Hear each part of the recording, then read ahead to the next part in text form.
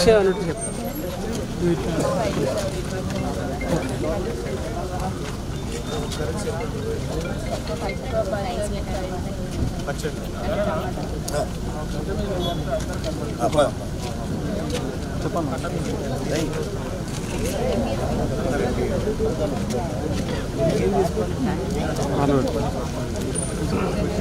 జరిగిన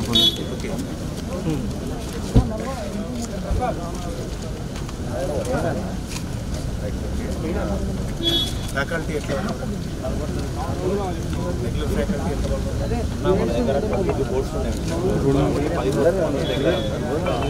10 boards self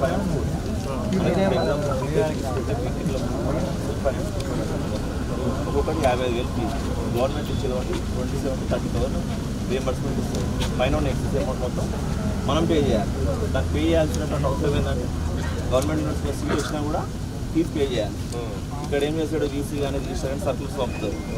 ఎవరైతే scholarship holders ఉంటారో మీరు మొత్తం ఫీజు కడితేనే మీకు ఎగ్జామ్కి అలౌట్ చేస్తూ అంటాడు. ఏదో అడ్మిషన్ క్యాన్సిల్ చేసిన సర్కిల్ ఇస్తాడు. నిన్న ఇప్పుడు రేపు బీటెక్ వాళ్ళకి ఎగ్జామ్స్ ఉన్నాయి, రేపు వాళ్ళకి వెళ్ళండి. వాళ్ళ హాల్ టికెట్లు ఏమంటే ఫీజు క్లియర్ చేసి ఇస్తా అంటాడు. ప్రైవేట్ యూనివర్సిటీ అయిపోయింది. ఇంకోటి ఏంటంటే మా మెయిన్ టైం లెక్చరర్స్తోనే అంత గెస్ట్ ఫ్యాకల్టీ ఎక్కువ వస్తారు అంతా. ఇంకోటి ఏంటంటే యూనివర్సిటీలో మొత్తం కూడా అంత గెస్ట్ ఫ్యాకల్టీ ఎక్కడ కూడా లేరు. ఇంకోటి ఏంటి మన దగ్గర యూనివర్సిటీలో ఉంది కానీ మన యూనివర్సిటీలో ఆర్ట్స్ కాలేజీలో ఎన్ని 5 స్పోర్ట్స్లు ఉంటాయి, 2 మాత్రమే రెగ్యులర్ అనమాట. రెండింటికి రెగ్యులర్ ఒకటి ఇంగ్లీష్ ఒకటి ఎకనామిక్స్ ఒకటి ఉన్నాయి. అన్ని సెల్ఫ్ మిగతా 3 psychology self finance, MSW Telugu అవన్నీ సెల్ఫ్ ఫైనాన్స్ కూడా నడుస్తుంది. మా డిమాండ్ అన్న ఇంటిగ్రేటెడ్ ఎంబీఏ కూడా 5 ఇయర్స్ కోర్స్ సార్ మాకు ఇక్కడ డిగ్రీ ప్లస్ పీజీ. అది కూడా సెల్ఫ్ మళ్ళీ అది కూడా 30+ అంటే మేము కోర్స్ కంప్లీట్ కాకముందే ఫీజు కట్టవాలి. ఎక్సెస్ అమౌంట్ ఏదైతే ఉందో కోర్స్ కంప్లీట్ కాకముందే కట్టేస్తారు. ఇప్పుడు ఫస్ట్ ఇయర్ అయిపోయింది అనుకో, సెకండ్ ఇయర్ ఫీజు కట్టాలి. అయితేనే సేమ్ ప్రైవేట్ కాలేజ్ లేకపోతే అడ్మిషన్ క్యాన్సిల్ చేస్తారు. అసలు సర్టిఫికేట్ చాలా మంది డ్రాప్ అవుట్స్ ఉన్నాయా? చాలా ఉన్నాయి.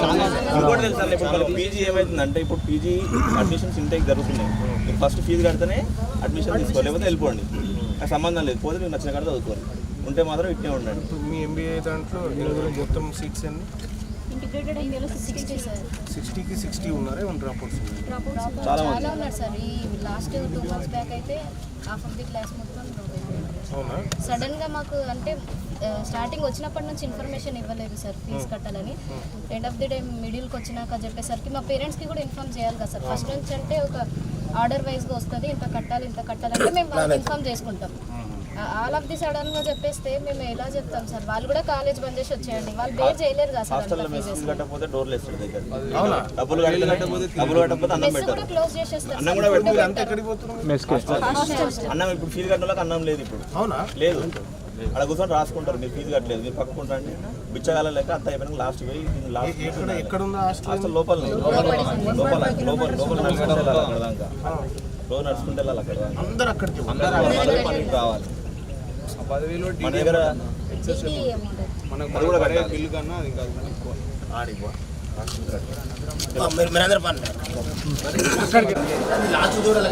ఇప్పుడు 10,000 కడితే మెస్ పెడుతున్నాం.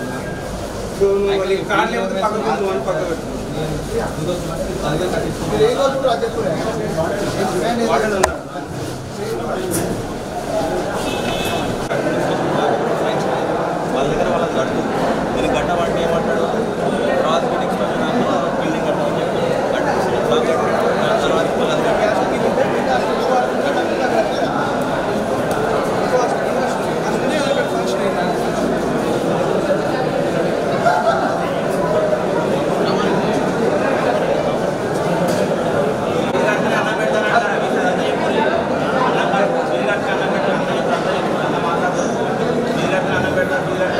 రావాలి.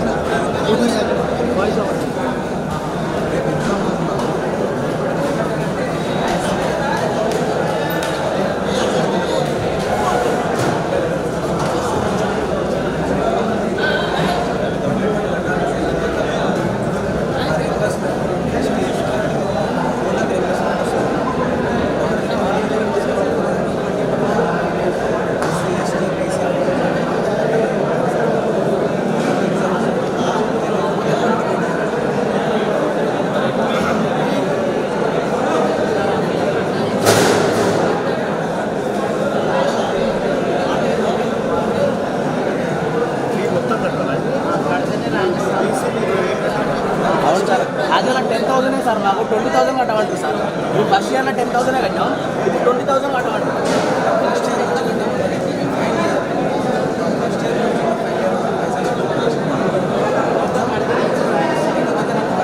Only 7th సెమ్కే 20,000 కట్టమంటారు. మళ్ళీ 8th సెమ్ ఉంది, మళ్ళీ సెకండ్ ఇయర్ థర్డ్ ఇయర్ మళ్ళీ కట్టాలి. మళ్ళీ అయిపోయినాక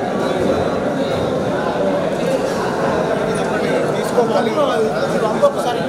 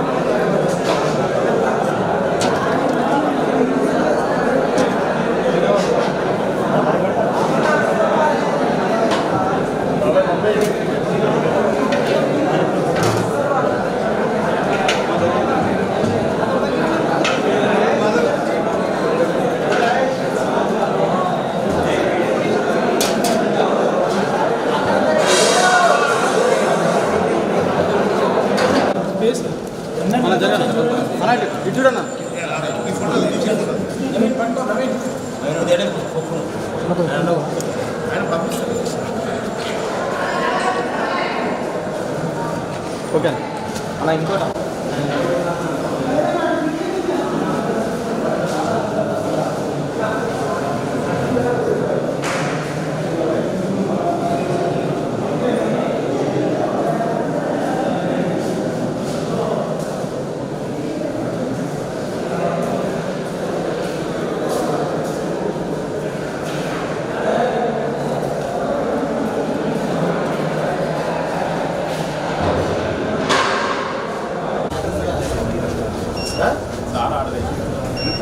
దాని అర్థం ఏంటో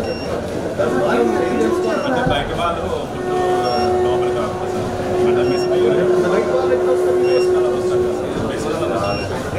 ఎంతమంది ఉన్నారు ఇక్కడ స్టూడెంట్స్ పడేసినంత అన్నం విలువ కాదా మిగిలితే పడేసిన అన్నం విలువ కాదే దానికి ఇప్పుడు ఫేస్ స్కానర్ పెట్టి పిల్లలు చదువుకోవాలి అంటే భోజనం చేయాలంటే ఇక్కడ పరీక్ష అది చెప్పు పిల్లల కోసం పెట్టి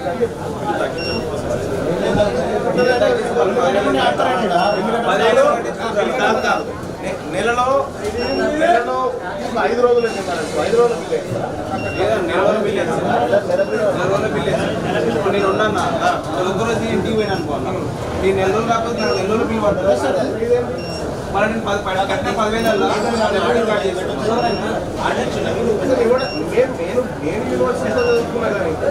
క్వశ్చన్ పట్టుకొని నిలబడేది ఈ ఫేస్ రికగ్నైజేషన్ ఏంటి పర్మిషన్ పెట్టినాడు కదా ఒకరోజు చాలా మంది తినలేదు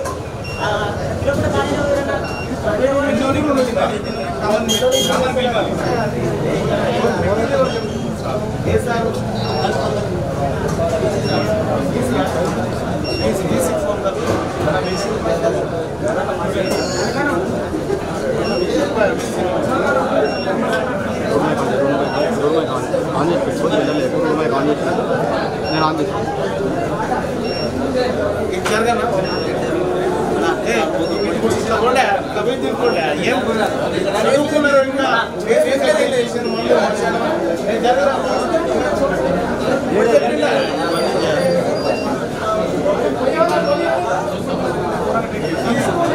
సెన్షన్ కూడా చేయాలి ఖైదీలకు కూడా లేదు అవును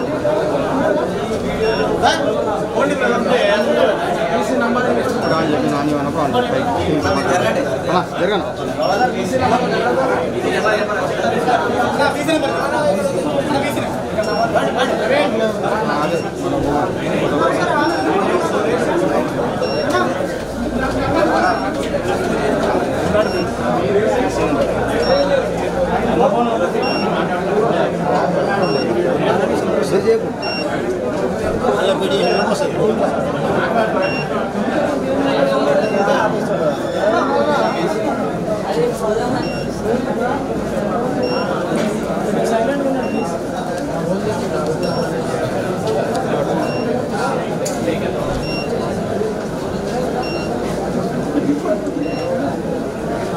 హాస్టల్ రూమ్స్ కూడా ఉన్నాడా క్యాంపస్లో బీసీ విల్లాకి వచ్చి బీసీ విల్లా ఇక్కడనే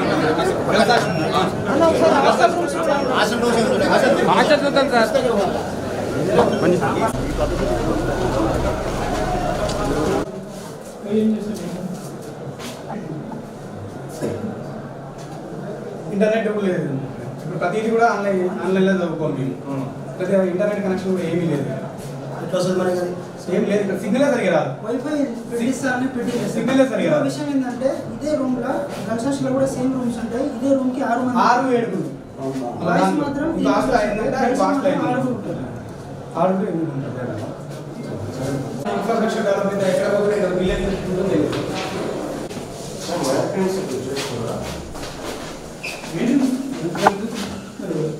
లాస్ట్ టైం आप చూసి పెడితే తలకాయ వెళ్ళింది చూసి పెడితే తలకాయ వెళ్ళింది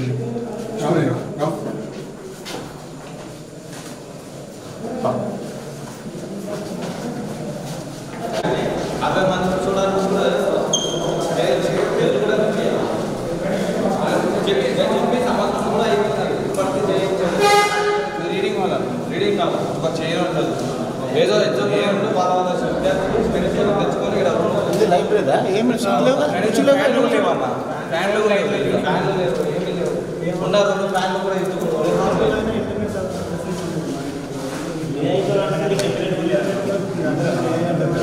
టెక్నాలజీ ఎదుగుతున్న విద్యార్థులు కూడా టెక్నాలజీ గ్రోత్ అవుతుంది కదా ప్రపంచవ్యాప్తంగా మన ఇండియా ఇది కథ నాకు అర్థమైంది దీని ఒక దీర్ఘకాలిక కార్యాచరణ తీసుకుంటాం దానికోసం ఈ రీడింగ్ రూమ్ లో అన్ని వసతులు కల్పిస్తా టీవీ పెట్టిస్తా పెట్టిస్తా అని చెప్పి 8 తారీఖు పాలమూరు యూనివర్సిటీ ఇప్పుడు ఈడ ఎప్పుడు వస్తే మీకు బెటర్ మీరు ఫ్రీగా ఉంటారు అంటే నేనే వస్తాను మీ అందరికీ అందరు స్టూడెంట్స్ ఉన్నారు ఎప్పుడు రమ్మంటారు చెప్పండి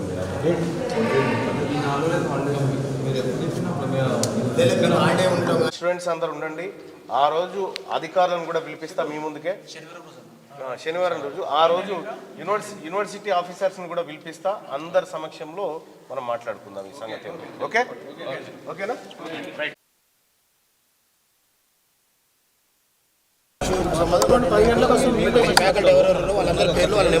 మంది విద్యార్థులు గత వారం నుండి బయట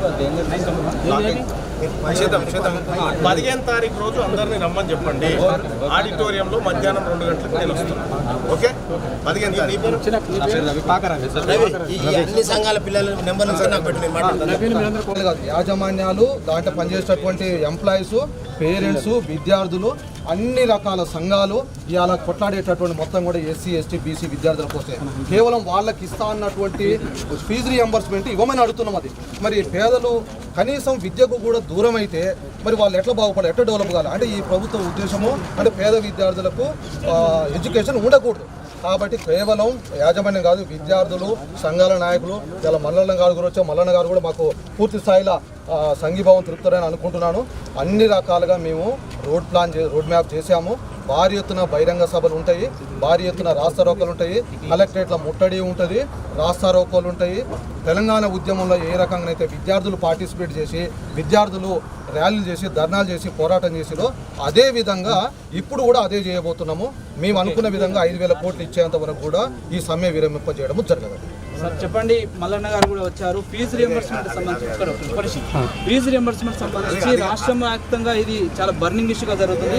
కళాశాలలు బంద్ చేశారు. దీనికి ఫీజు రియంబర్స్మెంట్ వచ్చేదానికి మీరు ఏమైనా ప్రయత్నం ఏం చేస్తారు? ఒకటి అది కానీ కాదు, ఇక్కడ ఏదైతే కళాశాలలకు ఇవ్వాల్సినటువంటి ఈ పేద బిడ్డలకు ఇవ్వాల్సిన ఫీజు రియంబర్స్మెంట్ ఇవ్వకుండా రాష్ట్ర ప్రభుత్వం దున్నపోతు మీద వానబడ్డట్టుగా నిర్లక్ష్యం వహిస్తూ ఇవాళ మా వర్గాల పిల్లల భవిష్యత్తులో ఆడుకుంటా ఉంది. దీన్ని ఎట్టి పరిస్థితుల్లో చూస్తూ ఊరుకోవడానికి సిద్ధంగా లేము. అయితే తెలంగాణ రాష్ట్ర ముఖ్యమంత్రి రేవంత్ రెడ్డి ఓపెన్గా చెప్పు, నాతో చేతనైతే లేదు ఈ పరిపాలన, నేను పిల్లల చదువు చెప్పించడంలో నేను విఫలమవుతున్నా అని చెప్పు. ఇవి వదిలేసి తెలంగాణ రాష్ట్రంలో డిగ్రీ కళాశాలలు ఈ ఫీజు రియంబర్స్మెంట్ కారణంగా మూతబడిపోయి ఎక్కడికక్కడ తాళాలు పడితే అక్కడ బీఆర్ఎస్ పార్టీ పోయి జూబ్లీహిల్స్ ఎలక్షన్లో బిజీగా ఉంటుంది, కాంగ్రెస్ పార్టీ పోయి ఆడ బిజీగా ఉంటారు. ఇక్కడ ఈ కళాశాలలో చదువుతున్నటువంటి విద్యార్థుల పరిస్థితి ఎవరికి పట్టనటువంటి దరిద్రమైన పరిస్థితి ఉంది. తెలంగాణ రాష్ట్ర ప్రభుత్వం కంప్లీట్గా విఫలమైపోయింది విద్యా వ్యవస్థను నిర్మించడంలో. ఇలా భారతదేశంలోనే అత్యంత తక్కువ విద్యా బడ్జెట్ను కేటాయించిన దరిద్రపు ముఖ్యమంత్రి ఎవరైనా ఉన్నారంటే అది రేవంత్ రెడ్డి గారే. సో ఇక్కడ తెలంగాణ రాష్ట్రంలో విద్యార్థుల జీవితాలతో ఆడుకుంటున్నటువంటి ఈ ప్రభుత్వానికి ఖచ్చితంగా బుద్ధి చెప్తాం. ఎవరైతే ప్రైవేట్ కళాశాలల యాజమాన్యాలు ఉన్నారో మీ అందరికి కూడా తెలంగాణ రాజ్యాధికార పార్టీ తరఫున మా సానుభూతి తెలియజేస్తూ మద్దతు తెలియజేస్తా ఉన్నాం. సో ఇక్కడ మీరు అధైర్యపడకండి, మీ పోరాటంలో తెలంగాణ రాజ్యాధికార పార్టీ ఉంటుంది, మేము ఉంటాం. ఖచ్చితంగా ఫీజు రియంబర్స్మెంట్ బకాయిలు 5,000 కోట్లు ఏకమొత్తంలో విడుదల చేసే వరకు మేము ఖచ్చితంగా మీకు అండగా నిలబడతామని చెప్పి మీకు హామీ ఇస్తా ఉన్నాం. Thank you so much.